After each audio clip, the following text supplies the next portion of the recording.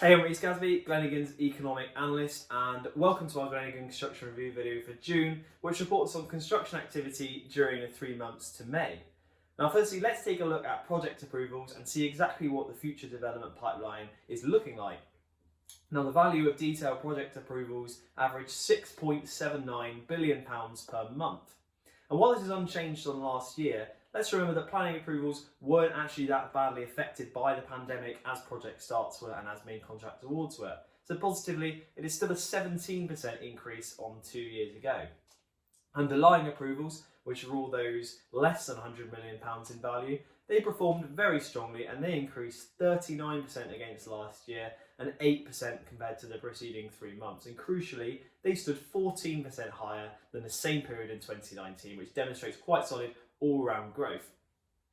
Major project approvals, and they're all those over £100 million in value, fell 52% against last year, but at the same time, they stood 31% up on the same period in 2019. So fairly good long-term growth there.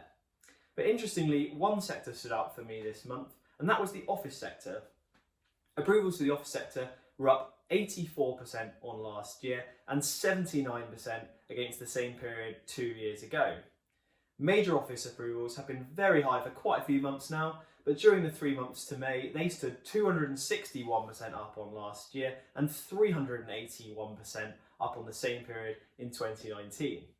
Now, underlying approvals also increased quite well. They increased 28% on last year and stood 16% higher than 2 years ago. Now, we are yet to see exactly what the post-COVID office landscape is going to look like, of course, but it has certainly gathered more and more media attention over the last few weeks. For example, Apple announced they want all employees to return to offices for 3 days a week, and the Centre for City think tank suggested this week to the BBC that the 5-day working week will become the norm again within the next 2 years. So regardless of what happens, it is very positive to see the development pipeline is currently so strong for the office sector, and hopefully this will translate into project starts as more and more people go back to the office and as restrictions are lifted further throughout the summer. So the other sector I want to talk about is the industrial sector. Now, industrial approvals also continue to perform very strongly, and they increased 9% against the previous year and 101% compared to 2 years ago. Now, underlying approvals were the main driver for growth here, and they were 65% up on the previous year and 63% up on 2 years ago. Now, I've highlighted industrial approvals several times in recent videos, but as the retail sector is currently so focused on developing distribution centres and warehousing to support increased demand, the industrial sector pipeline remains consistently strong, which is really good news for the industry. Now, let's move on to main contract awards, and the value of those were up 77% on the previous year and 8% compared to 2 years ago, and they averaged £8.6 billion per month. Now, underlying contract awards were really strong. They climbed 71% against the previous year, and they were 15% up on 2 years ago, and they also increased 15% against the preceding 3 months. Growth was also influenced by major project awards, which increased 101% against last year to stand 7% higher than 2 years ago. Now, the industrial sector was also a standout performer here too, and the value of industrial contract awards climbed 140% on last year and by 2/3 compared to 2019. Underlying contract awards increased 163% on last year, and they were also 17% higher than 2 years ago. Now, the sector was boosted during the 3 months to May by the awarding of the main contract for the £250 million Basingstoke Gateway Plot 1 scheme, and this is thought to be occupied in the future by Amazon. Now, I want to talk about residential contract awards as well. They were really high and they climbed 70% on last year and 3% on the same period in 2019.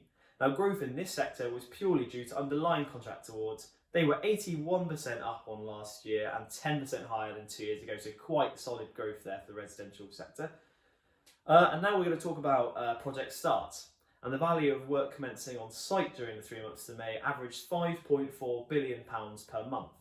Now, this was growth of 49% against last year, but project starts still lagged 8% lower than 2019 levels. Underlying starts experienced the greatest growth against last year. They were 70% higher, but they still lagged 9% lower than 2 years ago. Major project starts were 6% higher than last year, but still 4% lower than 2 years ago.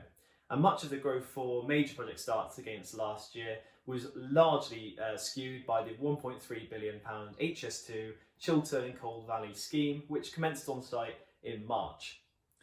Now, starts for the majority of sectors were still lower than 2 years ago, but residential starts really stood out for me. They were 67% higher than last year, despite being 24% lower than 2 years ago. But crucially, underlying starts were really strong. They climbed 91% against last year and 29% compared to the preceding 3-month period.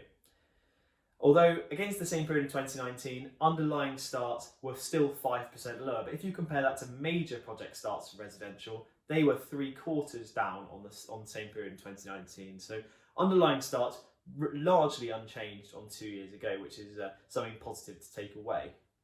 But that's it from me. If you'd like to learn more about construction performance for your sectors and your regions, please download the latest construction review for free using the link in the description box. But for now, thank you for watching and see you next time.